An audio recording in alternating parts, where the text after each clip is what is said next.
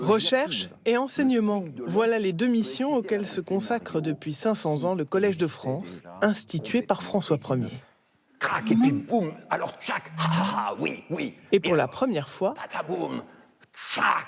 On parle ici bulle et onomatopée. 8 fois 2 heures de cours tenues par Benoît Peters, scénariste de bande dessinée. Alors voilà à quoi ça ressemble, le tout début d'Astérix. Venu expliquer comment les coups de crayon sont précédés d'un énorme travail de recherche et d'écriture.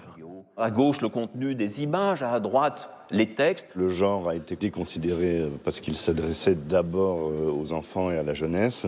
Et puis on s'est rendu compte à la fin du XXe siècle que ça concernait aussi les adultes. C'est enfin la reconnaissance de la bande dessinée à sa juste valeur. On peut vraiment raconter une histoire exactement comme un romancier le ferait, exactement comme un cinéaste le ferait, en se disant que la bande dessinée n'est pas limitée dans ses moyens.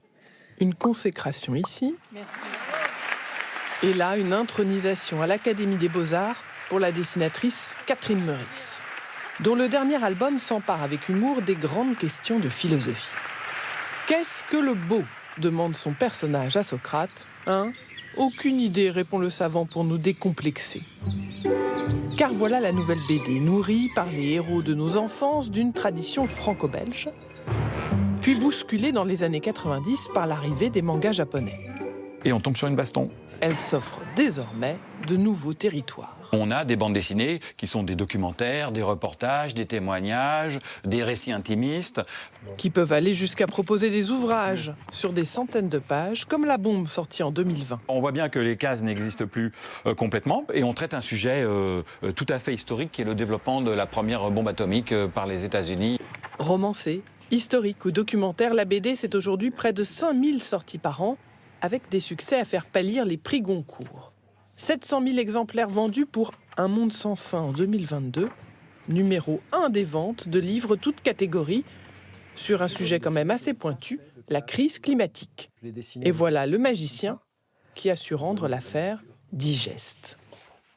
Comment fonctionne la fission de l'atome ? C'est rébarbatif. Christophe Blain a bien voulu nous montrer ses planches, traductions en dessin, des conférences assez techniques de Jean-Marc Jancovici, l'inventeur du bilan carbone. Par exemple, le CO2, le dioxyde de carbone, j'ai essayé de le matérialiser. Donc comme il est invisible, je l'ai dessiné avec des petits traits, comme ça. Je l'ai personnalisé en lui donnant des yeux. Et il ne bouge pas, il est dépressif, en fait. Et voilà comment le pétrole et le gaz deviennent eux aussi des petits personnages venus s'affronter sur leurs capacités respectives. Dans tous les domaines et sur tous les supports, la BD connaît de moins en moins de limites.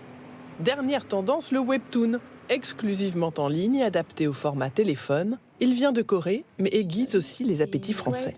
Tu trouves ça rigolo, intéressant ? Ouais, il me plaît. Je trouve ça hyper... Blanche Chabat est l'une des autrices d'un nouveau magazine qui propose chaque matin une mini BD en ligne. Son travail du moment, déconstruire les mythes, et voilà un Ulysse pas très appétissant croqué à son retour auprès de Pénélope.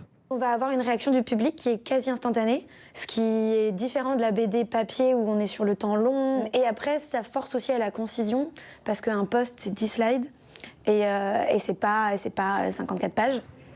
Une cinquantaine de dessinateurs proposent donc de suivre à tour de rôle leur série par épisode. La formule a séduit 120 000 lecteurs, la nouvelle French Touch de la BD.